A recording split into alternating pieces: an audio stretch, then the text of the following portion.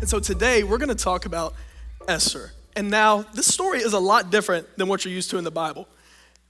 And I wanna say something to you today. I'm not saying The Bachelor is biblical. I'm not saying that. But the story from the Old Testament that we're gonna hear today is more like it than any other book in the Bible. It's more of a rom-com. That means romantic comedy, Michael, if you don't know what that means. Or a soap opera. It's much more like that. And while it's not super light and funny, like those typically are, it is insanely ironic with a whole lot of plot twists, and someone dies, but it's not who you think. And so this is the story of Esther, and it starts off with a party and a beauty pageant. But before we get to all those events, I would ask if you would just pray with me one more time before we open God's word. Father in heaven, we thank you that we get to be with you. Thank you that you're with everyone. Lord, but thank you that you brought us here today for such a time as this. So it's in your name we pray. Amen. So if we will go ahead and open up your Bibles to the Book of Esther. And there is a movie about this, but it has like a 19% on Rotten Tomatoes, and I would not want you to waste 2 hours of your life. So let's cover the story here today so you can know the story and see what God has for you here. Don't watch the movie. It's bad. So go ahead, turn your Bibles, and this story takes place. I want to give you some context. This story takes place during the Jewish exile in the Persian Empire under the rule of King Ahasuerus, or more famously known as Xerxes I. And he ruled from 486 to 465 BC, but our story today begins in 483 BC, making this one of the final events that's recorded in the Old Testament. One of the final things we see happen in the Bible before Jesus comes. And the king that we're going to talk about today, he's a powerful king. The Bible tells us he ruled 127 provinces all the way from India to Kush. And I have no idea where Kush is, but that sounds like a really big span of land. But everything that we're talking about today takes place in one city, and that's the capital city of that empire, Susa. But it's not just about the empire. Within this empire was a lot of Jews that had stayed even after there was a decree written for them. And the Jew we're going to focus on today is Esther. You see, Esther was a descendant of the tribe of Benjamin, and she was among the many Jews who decided to stay in the empire instead of go home to Jerusalem. But I want us to note that this wasn't necessarily brave. There had been a decree that was written allowing the Jews to go back home to Jerusalem, allowing them to go back to their promised land and rebuild. To rebuild their community, to rebuild their temple, to worship their God. But these Jews that we're going to hear about today had decided to stay in the empire.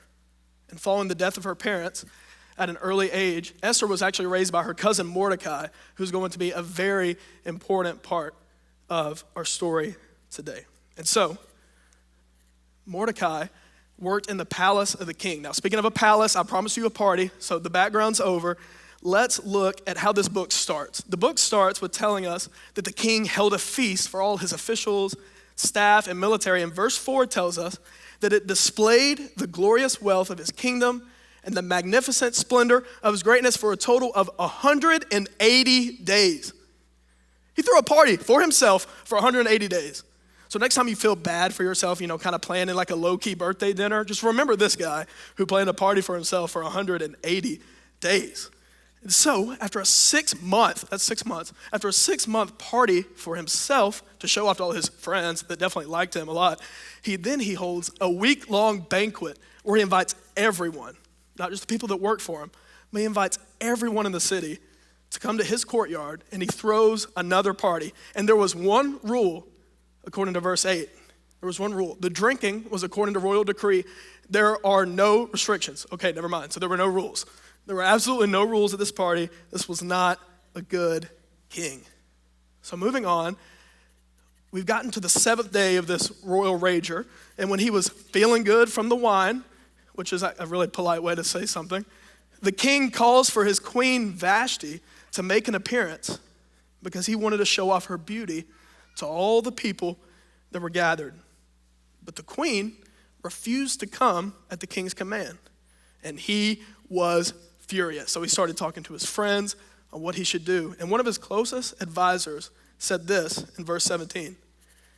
For the queen's action will become public knowledge to all of the women and cause them to despise their husbands and say, the king ordered the queen brought before him, but she did not come.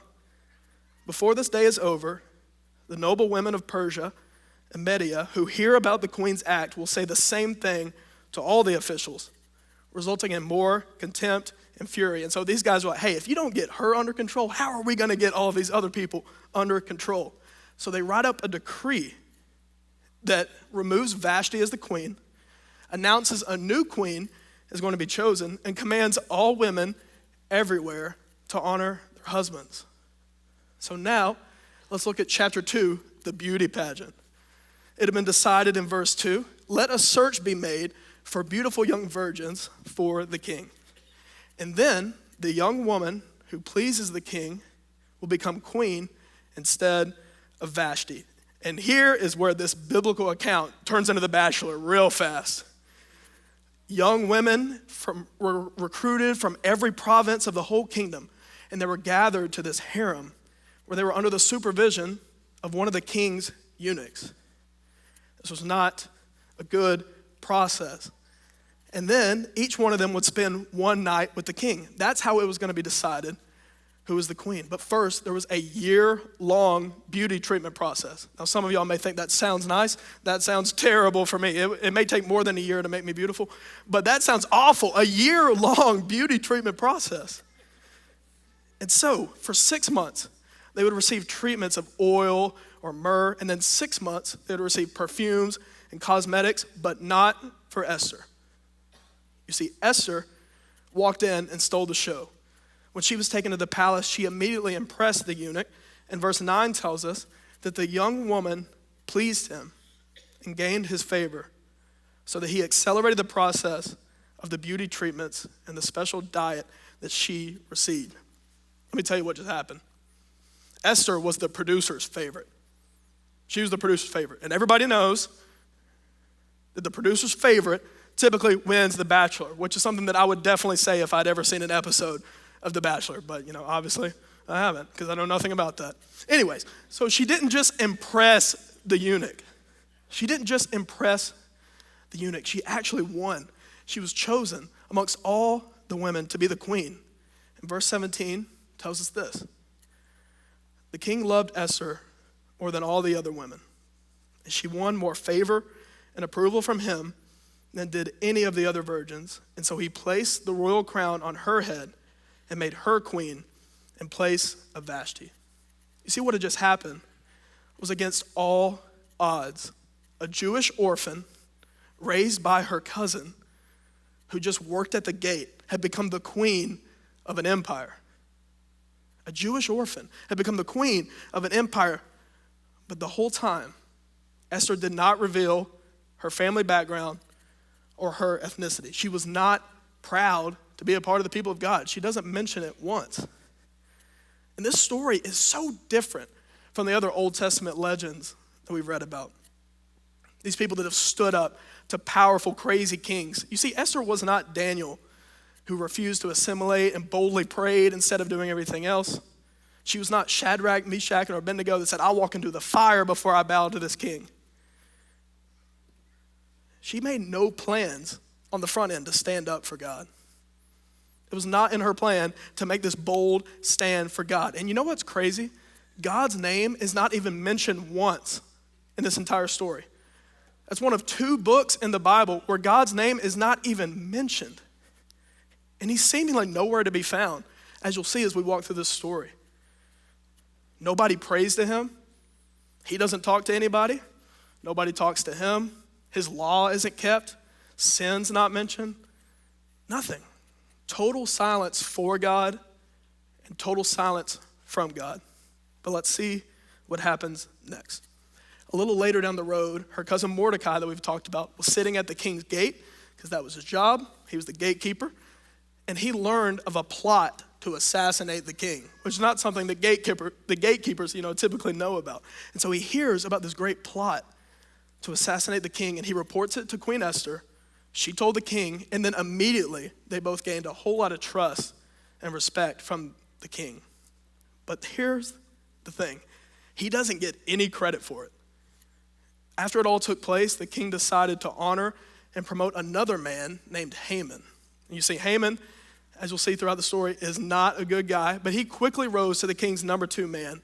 And here on out, you'll hear about Haman and what he does to manipulate the king and try to get rid of God's people. So he's the king's second in command, and the entire royal staff was commanded to bow down and honor him as he passed by. Can you imagine being told that when a person walks by, you have to bow down and honor him? We have no idea how to do that in that culture, but that was what they were supposed to do. But here's the thing. Mordecai refused to bow down. So here we see some heroics start to develop in Mordecai and Esther. Mordecai refused to bow down. But when Haman saw this, he was filled with rage. And this is his response. So now we're in chapter 3, verse 6. And when he learned of Mordecai's ethnic identity, so when he learned that he was a Jew, it seemed repugnant or unacceptable for Haman to just do away with Mordecai alone. He planned to destroy all of Mordecai's people, the Jews, throughout the kingdom. Simply because Mordecai refused to bow down to him as he passed the gates, Mordecai made a plot to destroy and kill all of God's people. And you see, Haman was not just some random person that worked in the kingdom. Haman was actually a descendant of the ancient Canaanites, who were an old enemy of the Israelites. And so he had hate built in his heart for these people. And to decide the date of when this would happen, he just started rolling dice. That was a lot of times how they made decisions back then. And a dice is called pur in Hebrew. And according to verse 13, he and the king issued this decree. They were going to destroy, kill, and annihilate all the Jewish people, both young and old, women and children, and plunder their possessions on one single day, the 13th day of Adar, the 12th month. They had a plan to get rid of all of the Jewish people on one day. This story has escalated quickly. It goes from a beauty pageant and a party to then a plot to destroy an entire race, an entire nationality, an entire religion. Haman has a lot of hate for Mordecai and the Jewish people, and he still has a lot of power and influence over the king. But what is still a secret, we've seen everybody else's true colors, but what is still a secret is that those are the queen's people. That's her guardian, that's her cousin. That's her family, her people. So now let's look to chapter 4, where the focus turns to Mordecai and Esther as they talk about how they can fix this. You see, Mordecai is absolutely devastated. He was a proud Jew. Those were his people. And not only was he in trouble, but all of his people were in trouble. And so he begins to mourn in sackcloth and ashes, where they would rip all their clothes off, put just a cloth on, and sit in ashes and mourn and lament. And he did this in the middle of the city. And this great mourning doesn't just happen from Mordecai. It spread among the Jewish people in every province as the bad news reached them about the king's command to kill them. And it said they fasted, wept, and lamented, but there's still no mention of God. They don't say his name. It doesn't even say they prayed. Now, it did say they fasted, wept, and lamented, so you could assume that some did, but it doesn't say it in the account that we're reading. And so, concerned about her cousin, Esther sent somebody to at least give him some clothes. She knew she couldn't make it better, but she just sent some clothes. But Mordecai, being like, hey, I need more than clothes, sends back an urgent message. And Mordecai actually commanded her to approach the king and plead with him for the sake of her people. But there was one big problem. You see, there was a law in that day that applied to every man, every woman, whether it was Esther the queen or Mordecai the right-hand man, and definitely a gatekeeper. No one was allowed to approach the king. No one was allowed to approach the king without being summoned. And if you did, there was only one punishment. They wouldn't try to figure out what your intentions were. There was one punishment, and that was the death penalty. And so, the only way in that day to not be killed by whatever furious king you were approaching was if the king extended his gold scepter and allowed you to live. There was no mercy, there was no grace at this throne. But also there was another problem. Surely if anybody could do it, it was Esther. But Esther, the king's own wife, had not been summoned by the king in 30 days. Now I know some of you guys have had to sleep on the couch for a night, but imagine not being summoned for 30 days. Like, oh my goodness. 30 days. They did not have a relationship. They only had an arrangement. And so Esther did not have the relationship to approach the king. But we know what happened when the last queen tried to. We know what happened when the last queen just refused to show up when she got asked. Imagine what would happen if she showed up unannounced and disagreed with one of his decrees. So when Mordecai hears this, he gives an epic reply and appeal to his dear cousin Esther. And this may sound familiar to you. It's in chapter 4, verses 13 and 14. Mordecai told the messenger to reply to Esther and tell her, don't think that you will escape the fate of the Jews because you are in the king's palace. Don't think that you're safe. If you keep silent at this time, relief and deliverance will come to the Jewish people from another place. If you keep silent, relief and deliverance will come from another place. But you and your father's family will be destroyed. And who knows? Who knows? Perhaps you have come to your royal position for such a time as this. And these are the famous words of the story of Esther. For such a time as this. This is one of the most often quoted verses from this passage. You may have seen it. You may have it hanging up in your house. You may have it in your Instagram bio. For such a time as this. And you see, these words have echoed throughout all of history, all the way to us today and in the Hobby Lobby aisles. But we need to unpack this a little bit more. Mordecai warned Esther, Esther, I don't think you're safe just because you're the queen. Don't think that you're safe just because you're in the palace of power. You may be the queen, but you're still a Jew. That's what her cousin reminded her. You may be a queen, but you're still a Jew. If you stay silent, though, someone else, something else, somehow, relief and deliverance will come to the Jewish people. They probably won't all die. They probably won't all be destroyed, but you and your family will be. And he talks to Esther and said, I will be. You and your family will be. And you see, what we see here is that Esther was in danger, but her silence was even more dangerous. Esther was in danger, but her silence was even more dangerous. But I don't know. Who knows, he says. Who knows? Perhaps you've come to your royal position for such a time as this. Maybe this is why you became the queen. Maybe this is why you're in the king's palace. Maybe this is why, out of all the beautiful young women in all the kingdom, a young Jewish orphan was chosen to be the queen of Persia for such a time as this. But I don't know. Who knows? Maybe it's a coincidence. He pleads with her. This is your time. But here's the thing. Relief and deliverance will come somehow, some way, from someone. But here's the question. But why not you? You're in the position to bring it. And you see, I think this is the first semblance of any kind of hope or faith that we see in this story. He sees that there's hope. He sees that maybe they can fix it. But there's still no mention of God. But there's a hope in Mordecai's plea.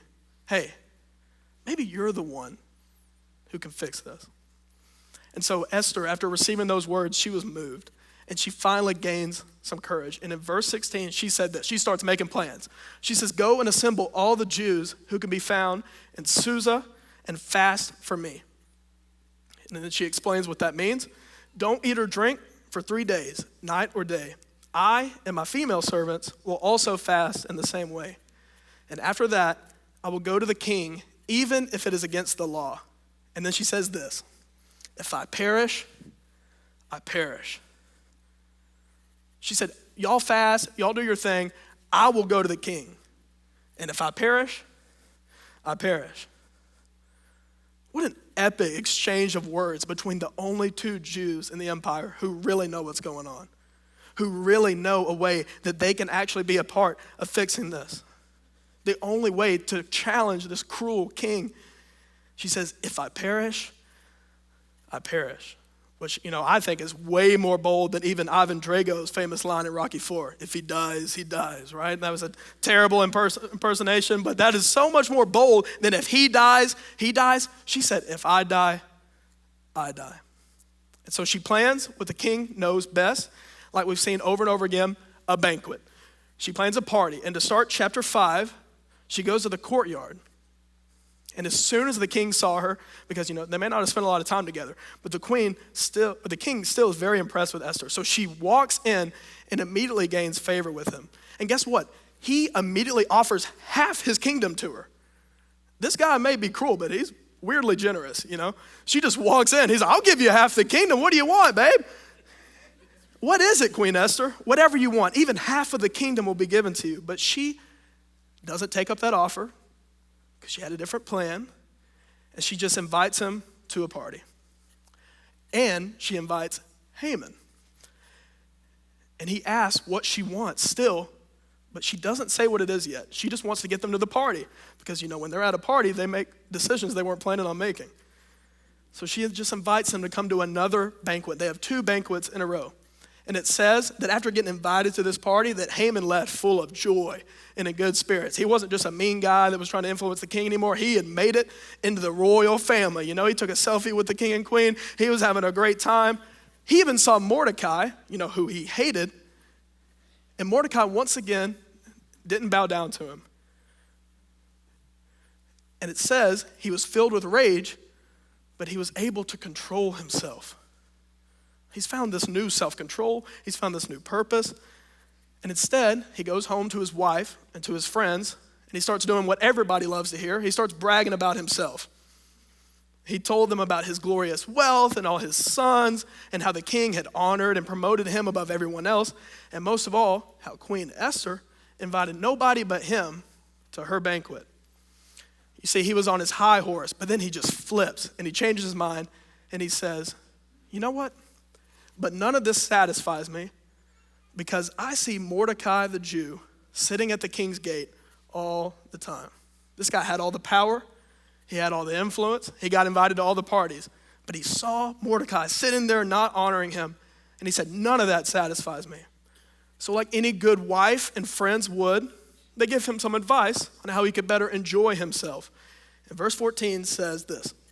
It says his wife Zeresh and all his friends told him to do this. I hope you never get this advice. Have them build a gallows 75 feet tall and ask the king in the morning to hang Mordecai on it. And then go to the banquet and enjoy yourself. That is terrible advice. But this advice pleased Haman. And so he immediately had the gallows constructed. 75 feet tall, built with probably the best wood that the kingdom could find. And he finally found the way to just get rid of Mordecai so he could enjoy his royal life. But you see what happens is while Haman was plotting to hang Mordecai, the king couldn't sleep. And apparently even kings can't fall asleep at night. And so what happens was he calls for a bedtime story. This grown man, this king that has everything he wants, he calls for a bedtime story. He really does. And you know what? He didn't want a good one because, he wanted to fall asleep. So he ordered them to read the book recording daily events.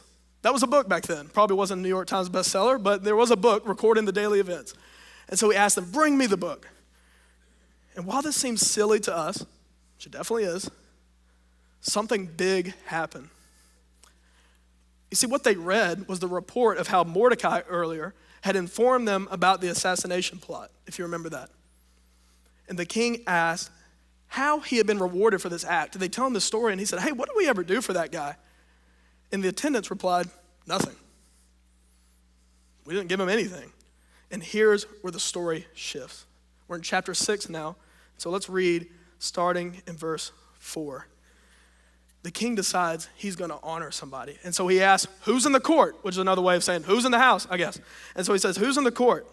And now Haman was just entering the outer court of the palace to ask the king to hang Mordecai on the gallows that he had prepared for him. He was looking to honor Mordecai. But Haman walks in, ready to give up that plan to the king, ready to make his final move. And the king attendant answered him and said, Haman's in there, just standing in the court. I don't know what he wants, and the king said, have him enter. And Haman enters, and the king asks him, what should be done for the man the king wants to honor? After hearing this question, Haman thought to himself, who is it the king would want to honor more than me? Who would he want to honor more than me? We're boys. And so Haman told the king this elaborate plan to honor this person. He said, for the man that the king wants to honor, you should have them bring a royal garment that the king himself had worn. You know what? And you should have a horse that the king himself has ridden, which has a royal crown on its head. And you know what you should do? You should put the garment and the horse under the charge of one of the king's most noble officials. And you know what you should do? You should have them clothe the man the king wants to honor, because that's definitely me. And you should parade him on the horse around the city square. And you should have that person call out before him, this is what is done for the man the king wants to honor. So the king hears that, tells Haman, okay, hurry and do just as you propose. I want you to take a garment, take a horse for Mordecai the Jew, who's sitting at the king's gate, like he always is, just sitting at the king's gate, not honoring you. You should go and do all of that for Mordecai. And do not leave anything out that you have suggested. So Haman took the garment and the horse, probably very begrudgingly, right? Probably the same way you do laundry, but like way more angry.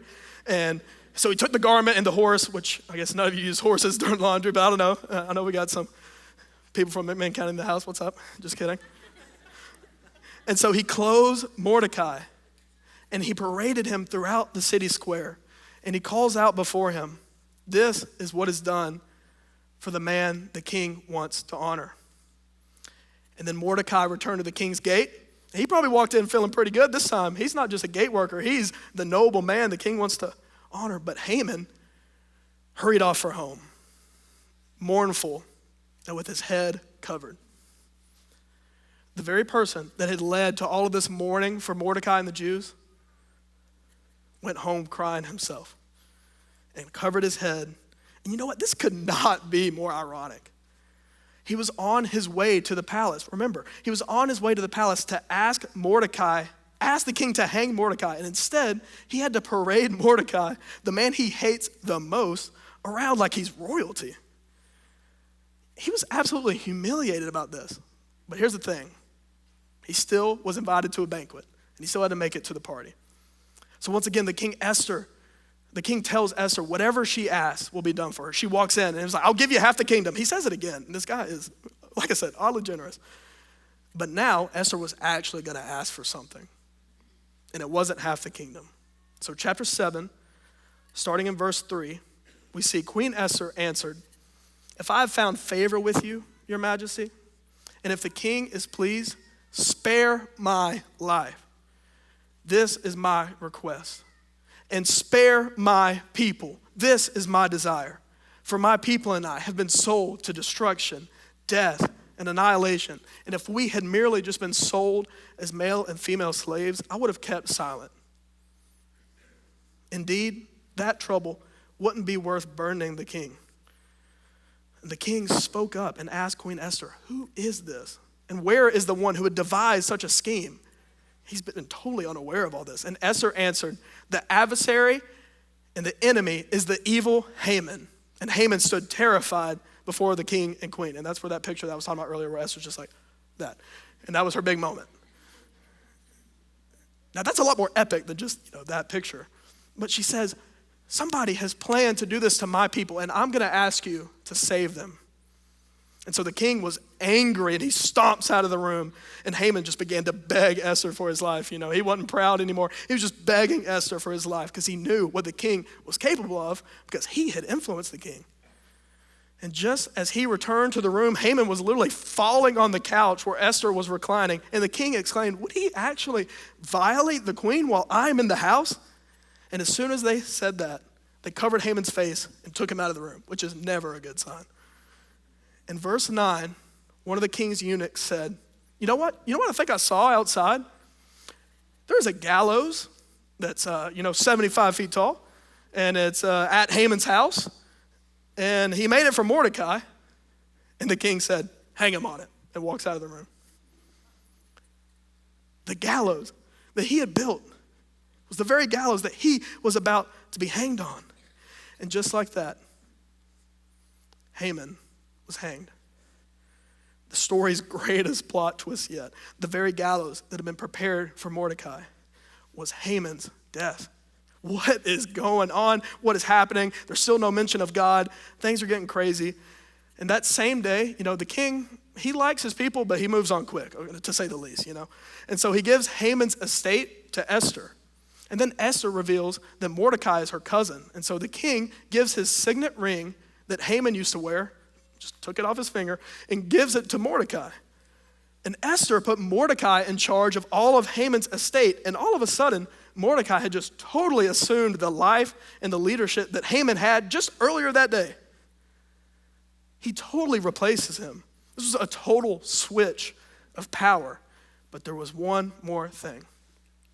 Esther fell at the king's feet and wept and just begged him to revoke that evil plot to kill the Jews. But you know what? It's still illegal to approach the king. But here's what the king does. He extends the gold scepter toward her, the sign of being spared.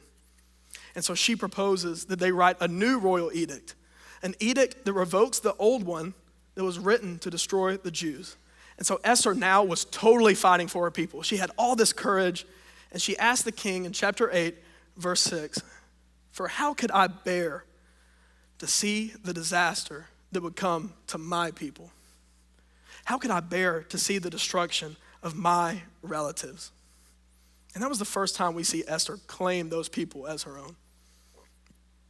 And so the king said, hey, that's not really how it works. Like, you can't revoke a royal decree, but you can write a new one in my honor. And so the king's new edict gave the Jews in every city a right to defend themselves. And the Jews were able to destroy anyone who opposed them. And so this edict, the Jews liked a whole lot better.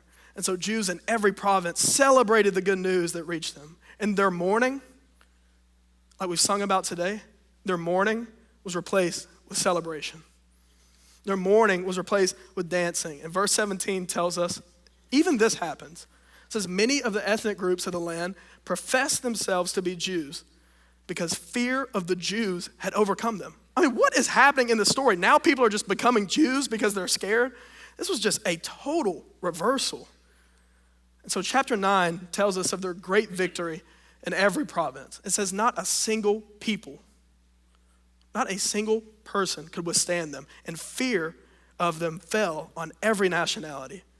And all of the officials of all the provinces aided the Jews. They didn't just stand by, they joined their team.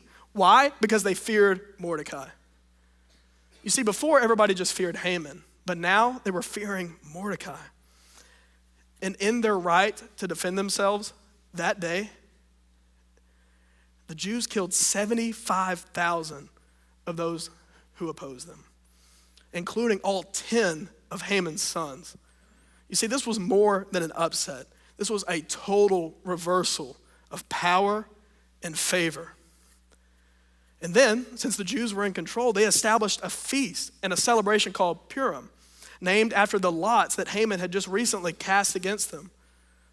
And for the Jewish people to remember these 2 days forever, they established a feast. And how the book concludes is chapter 10 concludes the book with an ode to how powerful the king and Mordecai continued to be. It says he became famous among the Jews and continued to pursue prosperity for his people, and they honored him for it. He became the hero. But this is the story of Esther. From The Bachelor to, Braveheart. I mean, what a story had happened. What a turn of events. This movie totally changed plots. This was Esther's story.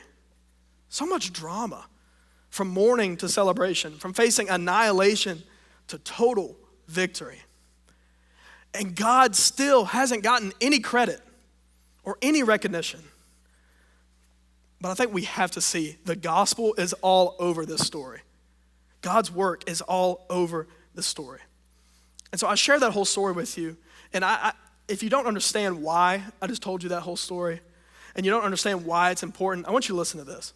Here's what happened here. Here's the point. Despite being in exile in a foreign empire, and despite God seeming to be absent, and Israel really just kind of not caring and being in compromise, still living in Persia, God has not abandoned his promises. God has not abandoned his people, and he's still accomplishing his purpose and his plan. That's what was really happening during all those crazy events that I just shared with you. And that's what I want you to remember.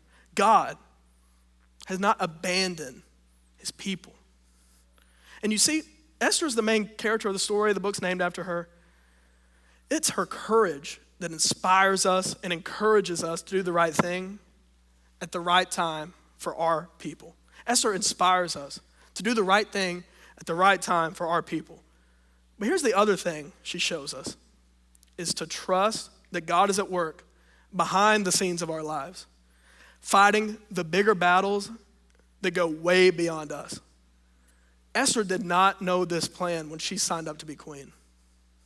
She stepped in at the right time in the right place, but what we see is that God is the one moving behind the scenes, fighting the bigger battles that go way beyond us.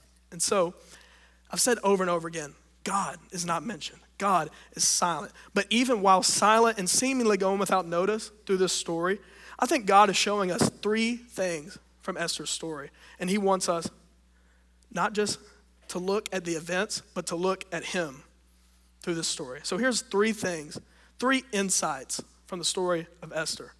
And number one is that coincidences are often God's hand at work. Things that just happen to us are often God at work. And you see, Esther's story has way too many crazy things happen for God to not at least be involved. And on the surface, this could just look like, some ironic coincidences. And if you just read this story in like a book or watched the terrible movie, you probably would just settle at that, like, wow, what a story. That was crazy. But her story has too many coincidences to not be God's work. John Wesley said it this way. He said, "The name of God is not found in this book, but the finger of God is, directing so many events for the deliverance of his people." Esther being chosen to be queen, Mordecai being at the right place at the right time to hear about the plot, the king not being able to sleep that night, Haman's wife and friends convincing him to build a 75-foot gallows, and Mordecai being given all of Haman's power and position. These are small details that have built a grand story. And you see, Esther's story, I think, is similar to many of ours. Her daily life is probably similar to ours, not in any material way, but I think that God's perceived absence and silence is what many of us normally experience. I don't know if you would agree with that. That doesn't sound like having a whole lot of faith. But I think seeming like God is not there and we don't know what he's up to is what many of us typically experience. Because we don't wake up to a text detailing, how God is going to orchestrate our day for his glory and our good, like the Bible promises, right? We don't know how this is all going to work out. But the events of our life and the people in it should be viewed and valued as God's work and the purpose in our life. These events that happen to the people that are in it should be viewed and valued as God's work. So number one is the coincidences that happen are often God's hand at work. And number two is that God gives us influence. God gives us influence, not for our pleasure, but for his purpose. God gives us influence, not for just our pleasure, but for his purpose. And at the end of her story, we see that Esther did not become queen for her own fame and fortune. She isn't even mentioned in the last chapter of the book. Esther became the queen for the purpose of God. And that purpose was to act as an intercessor for her own people. And I love that we've already sang about this and prayed about it and spent time doing it. But if you don't know what that word means, intercessor is a big Bible word that basically just means someone who intervenes on behalf of another. Someone who intervenes, someone who steps in on behalf of another. And you know what? I don't think we view ourselves often enough as intercessors. I really don't. We're so focused on our dreams, our goals, our desires, maybe our resume, that we forget to be others focused and kingdom focused. And we see opportunities that come to us, even really generous ones, as a means to accomplish what we want. And we may ask God to help us, but are we asking God to help others? Do you see yourself as a potential answer to somebody's prayer? Do we see ourselves as able to step in and help people? Because that focus on personal accomplishment and achievement is not of God. It's not from the Holy Spirit. And it's not what God desires for us. God gives us positions of influence for his glory and his purposes. And so I want to ask you today, what position or relationship has God given you to influence and introduce somebody to him? I want you to think about that. Because while Esther did have favor with the king, here's what I want you to know. So did Haman. While Esther did have all this favor with the king, so did Haman. Because there is a battle happening for our people. There are competing kingdoms in this world. And you may be the only person that stands in between the enemy and your friend, in between the world and your family. You may be the only one that stands in that gap. Because you see, Esther wasn't just a beautiful queen. She was a Jewish woman who stood in between these crazy violent leaders and the destruction of her people. And so Haman said to her, who knows? Perhaps you've come to your royal position for such a time as this. And if you know Jesus today, there was something very similar written about you in the New Testament that I want to share with you. Because it wasn't just Esther that had a royal position in a kingdom. 1 Peter chapter 2, verse 9 tells us, but you are a chosen race, a royal priesthood, a holy nation, a people for his possession. Why? So that you may proclaim the praises of the one who called you out of darkness into the glorious light, into his marvelous light. You. That was written about you if you know Jesus. But I don't know if you view yourself that way. I don't know if we view ourselves collectively that way, but I think we have to. I think we have to. I want to remind you of something. You are not responsible for building a kingdom. You are a part of a kingdom. You are not responsible for building one. And guess what? You don't have to earn your spot and make your mark to get on the team. You have been chosen, 1 Peter tells us. And who knows? Maybe for such a time as this. But while that day Mordecai just said, but who knows? I'll tell you who does know. God knows. God knows why you're here. God knows why you are who you are. God knows why you know who you know. And God knows why it's happening while it happens. But also, like Mordecai said, God's will is going to happen with or without you. God's will is going to happen with or without me. God doesn't need us, but he's asked us to be a part. He calls us to be a part of what he's doing. And so I want to ask you, you're already here. Why not be a part of what he's doing? I mean, I guess you could watch, but if you just spectate, you might miss what he wants to do in you and through you. God gives us influence not for our pleasure, but for his purpose. And number 3, finally, is Esther points us to Christ.